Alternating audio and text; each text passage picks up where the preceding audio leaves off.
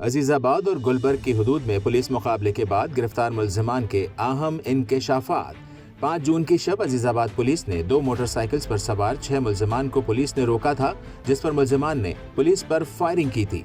Police की जवाबी firing के नतीजे में 3 मुलजिमान जख्मी हालत में गिरफ्तार हुए थे, जबकि 3 मुलजिमान मौका पाकर फायरिंग करते हुए फरार होने में कामयाब हो गए थे। तीनों फरार होने वाले मुलजिमान को गुलबर्ग पुलिस ने करीमाबाद पर इंटरसेप्ट किया, जहां पर दोनों जानिब से फायरिंग के तबादले के नतीजे में 2 मजीद डाकू जख्मी हालत में गिरफ्तार हुए। मुलजिमान का गिरोह बैंक से रकम लेकर निकलने वाले लोगों को रास्ते में ही रकम से महरूम कर देता है। मुलजिमान का एक और साथी पहले ही गिरफ्तार हो चुका है, जिसको मुतादिद CCTV फुटेज में इंतहाई फुर्ती से रकम छीनते हुए देखा जा सकता है।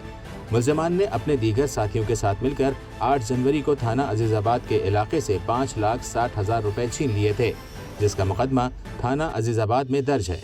मुलजिमान ने दूसरी वारदात में उन्हीं साथियों के साथ मिलकर 18 मार्च को फेडरल बी एरिया के एक बैंक से रकम लेकर निकलने वाले शहरी से 13 लाख रुपए छीन लिए थे। मुलजिम ने कराची के मुख्तलिफ इलाकों खुसूसन डिस्ट्रिक्ट सिटी, गार्डन और गार्डन ईस्ट में बैंक से रकम लेकर निकलने वालों से छीनने की दर्जनों वारदातों में मुलव्विस होने का इंकशाफ किया।